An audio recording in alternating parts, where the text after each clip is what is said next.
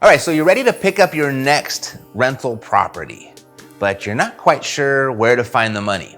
Well, I'm gonna give you 3 really easy options that anyone can use to pick up that next rental property so you can start generating that income and working your way towards financial freedom.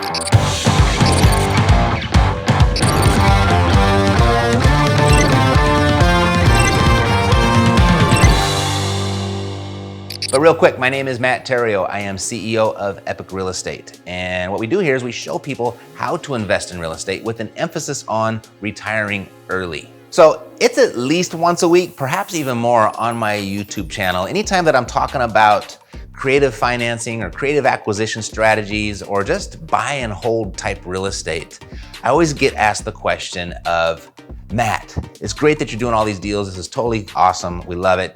But how do you find all the money to hold all of these deals? Where did you get all of the money to build the real estate portfolio that you've got? So the answer is really easy. There's 3 simple places. The first is public financing, bank financing, which really wasn't available to me till recently. Because after I got out of the music career, I went through some financial devastation that almost took me, it took me more than a decade to recover, but now I'm able to use that. So if you've got the money and you've got the credit score, that's certainly available to you, but that's obvious.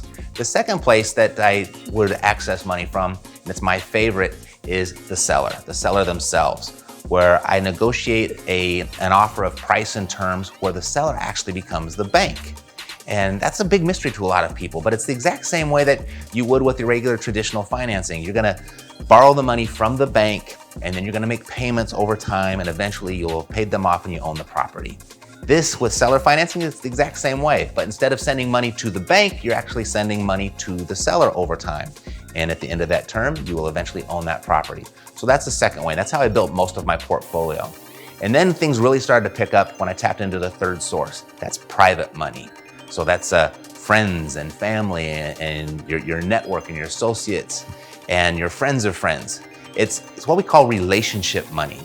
And when you go out and you get really good at finding these types of deals and the type of ROI that you can create out of your price and terms offers, there's a lot left over for someone else to participate with you. So for example, it's not uncommon for us to find a cash on cash return on a property of 15%. And if you got 15%, there's 6, 7, 8% that you could share with someone else. And you think about all of the opportunities that are available, or I should say the lack of opportunities available for investment returns.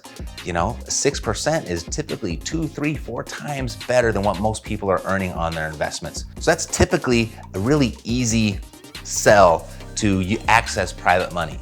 And why would you want to use other people's money, whether it's bank financing or it's the seller's money or it's private money?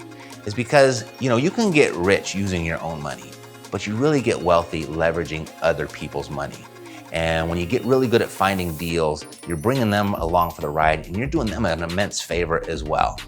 And just recently, there is a new source. So I guess this is a bonus, number 4, where it's kind of like, there's an old company, I don't know if they're still around, called Lending Tree, where you could go to this website and you could submit your information to get a loan to buy your primary residence. And then all these different banks would come together and they would start competing for your business. I think that was a really great service. I don't know if they're still around or not, but there's something like that now for real estate investors. It's called newprivatemoney.com. Same type of thing. You go and you submit your deal and you get all these private lenders from all across the country. It's like from family offices and hedge funds and crowdfunding sites. They all start to compete for your business, for the opportunity for you to use their money. That's at newprivatemoney.com. To make it really easy, I went ahead and I put a link down below.